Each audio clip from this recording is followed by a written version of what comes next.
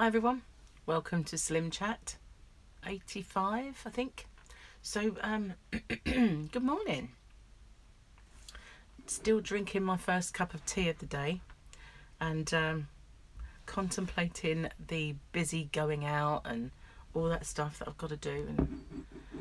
And so yeah, diet's going quite well actually. I think it is.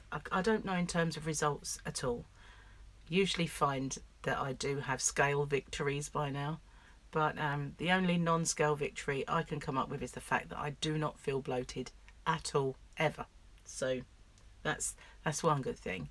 Another one is the energy levels. I've got so much more energy than I had before, and a kind of a more even mood, which is brilliant.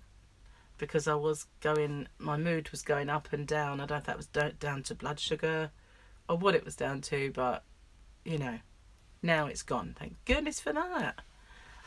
Still, obviously, the kind of anxieties that creep in with the fact that we're going back on a lockdown, all that sort of stuff.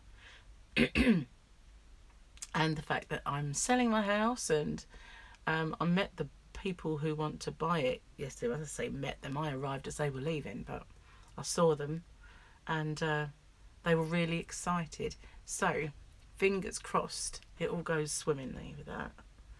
So yeah, today though we have a busy day, and I have to go out and get some shopping, just some bits so that I can eat like the odd sort of snacks and some chicken that I can just put in the oven, things like that. I'm a bit of a chicken-aholic, I think. When I'm on this diet, that's my main thing, is I could just eat chicken. I love chicken, so that doesn't really matter. But it's not all I eat. I've been trying to lay off the cheese as much as possible. I do have some. Yesterday I didn't have any at all. But I need some sort of more snacky snacks, if you like. Got some corned beef, but that's about it. I don't really want to eat ham. I've gone off that sort of thing, so it doesn't leave an awful lot left to play with. So my hand's really sore. The bruise has come out because of my freckles. It's hard to see, but there's this big kind of patch there, and I really kind of whacked it as I was lifting a heavy box off of the freezer. It was been put on the chest freezer because the freezer was so full, the lid wouldn't go down right. So Gary put the heavy object on. So I lifted that off, and as I did that, there's a piece of the back of the house, what would have been the back of the house, but the conservatory is now. It kind of sticks out like a big square, and obviously I didn't see it or realise it was there. And as I lifted it up, I caught it on there. The pain was unreal, and it just swelled up and went all kind of fluidy. You know what I mean? It wasn't, when you get a swell in it, it wasn't like a solid big raised lump. It was more of a water-filled, squishy, bruised one. Looked really weird. Didn't like the look of it at all. But it's really sore actually, and I need to stop hurting myself. And I've kind of still got something in my thumb there. I don't know if it's in there, or I keep trying to squeeze it to get it out. I mean, it's a piece of glass or something, but right on the thumb where I crochet. So it could possibly have been like a little blister, but I will have a feeling it would have gone by now if it was, because I have had a few days of, giving it a bit of rest. So you think. Yeah, I'm very much in the wars lately. This house especially. I've got another scratch from a door handle. I've got them littered all over my arms. There's an old one that's kind of healing, but that one was bad. This one's not so bad because I wasn't really that close to it. But my arms are full of it, where the door handles catch me. So I bought a knob yesterday to replace the scratchy door handle. It's because they're made to look like Victorian, so they've got all this kind of ridges and fretwork cut into it, and then the handle itself goes like that shape, and the pointy bit sharp, which is ridiculous. But I think since I've known Gary, I must have scraped this particular arm so many times, and this time the one that's healing, really swelled as well. It's like, God. And I think it's because, because it's a bungalow and it's an old one and it's small. The door frames and everything are not the same size as a normal standard door. Well, this one here isn't for sure.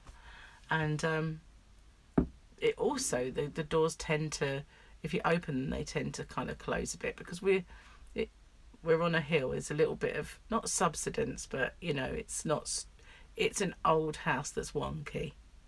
So because it's wonky, I think Gary's done as much as he can to like right the floors and everything, but the doors do tend to close on themselves, and I think that's why I catch myself. But I need to change it, and I better bash the knob. I end up with bruises because I bash the knob. Like, I'll be full of bruises like this rather than scratches, but never mind. So I have not had any breakfast yet, and I made Gary overnight oats. He likes them, he's got used to it. And so yesterday he had granola because I forgot to make it. It got quite late. So he had that, and today he's got the overnight oats. And I had tuna, and I'll probably do that again today. Maybe I might be getting a little heavy-handed with the Peronaise. I might have to ease off on that. So a few people have been asking me about the Peronaise. Peronaise is mayonnaise with a bit of peri-peri in it. It's not that I put it in, it's the way it's manufactured. It comes from a restaurant chain in the UK called Nando's, and they're a chicken place, and they've got a variety of sauces. Unfortunately, they do a lot of them and then they just continue them, which is annoying. So a lot of the ones that Gary likes seem to be on the shelves 1 minute and gone the next, and they're usually bottles of, you've got a lemon and herb, you've got what used to be a garlic, which is the one that's gone, which Gary liked. There's mild, medium, hot, extra hot, all these kind of sauces that you can put on your chicken. So when they're cooking them, if you decide that you wanted the lemon, they ask you how spicy you want it and you tell them, then they'll put that coating on. I always have plain, so they don't put any coating on, but every now and then I get a little bit of where they've been a bit too generous with someone else's, it's splashed onto mine. I get a little bit of it, and I don't mind it so much. But I never used to like Peronaise, but I do now. So it's kind of a pink coloured mayonnaise with a slight peppery heat to it. Nice, I like it. But you say slight, you get mild, medium and hot. I can do any of them. Every now and then I like the hot one, but I do have quite a bit of it, and the trouble is I do squirt quite a bit in my tuna, so possibly I'm having more than I should. So I need to tone down the Peronaise. But that's what it is anyway. And you never used to be able to buy it in the shops, but you can now. And it's just in a little squirty bottle, and but it's like mayonnaise with a kick, if you like. Goes so well with tuna. I love it with tuna. I don't even have it with my chicken because Nando's mayonnaise, I just love it. I don't know why. It's got a taste of its own. It's got a lemony taste to it, and I've tried putting a little bit of lemon in my mayonnaise to recreate it, and you can't. But they don't sell their mayonnaise, which is very annoying. I do have a couple of little sachets of it in the fridge from the last time I went, when they gave me all this mayonnaise. I'm taking that home, so because they were in sealed pots. But that's all I've got, sadly. But it is the nicest mayonnaise. I just wish they would sell that as well as the Peronaise. They might do one day. But the weirdest thing was when I had to abstain from eating gluten, I couldn't have Peronaise in Nando's because it's not gluten-free, but the one they sell in the shops is, which is odd. I think it'll be one recipe, wouldn't you? But it being gluten-free, I used to be able to have it. So yeah, I love it anyway. So maybe I'm kind of heavy-handed with the Peronaise for my breakfast. I don't always like to have egg and bacon because I'm not really into the fried. So, but I had tuna yesterday, so I'm probably due an egg and bacon. But I might even have that once Gary's gone to work, because I don't like He says he doesn't mind the smell of it and he doesn't mind me having it, but I don't like to really eat it in front of him unless he's outside working and I can do it.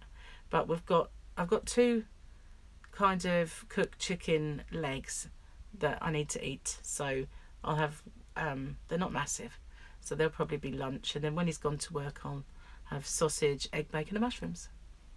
Sounds like a plan to me. Sounds like a really good plan, that. But last night it was so hard staying up late. Gary was having a little drink. I had raspberry Pepsi Max and it was so hard not to snack, and we were hungry anyway because we hadn't eaten a lot, so both of us felt a little bit peckish. I wasn't so much, but Gary was, and he did eat a few bits and pieces, but that's the trouble when you have because he'd had a few drinks. When you have he'd had vodka, so it's like lower, but you know, when you do, and you're listening to music and you just want to munch on something. But luckily for Gary, he can have some crisps, and he can have some. He's got Bombay mix. I don't know if you've ever heard of that. It's like Indian snack. First time I ever tried Bombay mix was many years ago. I had my own business, and I went to London to the wholesalers. Wholesalers they're just like little shops in that part of London, in the commercial side, and one of them was run by Indian. And if they were a family or if they were just working for some Mr. Big, I don't know. But I always seem to get the same chap look after me. It's weird because when you walk in, they assign someone to go with you, and then you tell them what you want, and they get it for you, which was good for me because everything was quite tall in there and I wasn't. So the guy that used to help me, his name was Shriyan, and one day he said he was munching on something. So as I was paying, and I just said, "What are you eating?" And he said, "This, you want some?" And he had this, and I mean, huge kind of biscuit tin, and he lifted it off, and it was just full of these like little bits and bobs, you know. And I literally went, "It's Bombay mix. My wife makes it." So I said, "Oh, really?" So he kind of gave me a little bag, and it was nice. And I was with the boy's dad then, so he loved like Indian food, so I gave him most of it. I didn't really eat much, but yeah, that was the first time I ever encountered it, but it's a long time ago. But now they sell it everywhere, you know, and all the shops have got little bags of Bombay mix that you can buy. Gary likes it anyway. So he had a little munch on that, and then he found a few of the Alpen bars, and he had a munch on them. He thinks I don't know, but I found the packaging. And when we were about to pop over the house yesterday, and he had a brownie. I didn't have any of this stuff. It was so good. So if there's not results when I get on those scales, I shall want to know why. I won't be very pleased. Anyway, so I'm going to have to make sure Gary's awake. I think I can hear him moving now, because we'll run out of time otherwise to get stuff in the shops before I have to go to work. So I might pop over to Crochet Rocks later on for a live stream, as long as you know, I don't get visitors or anything like that before this lockdown begins. So thanks for watching. Stay safe, take care, and I'll see you soon. Bye for now.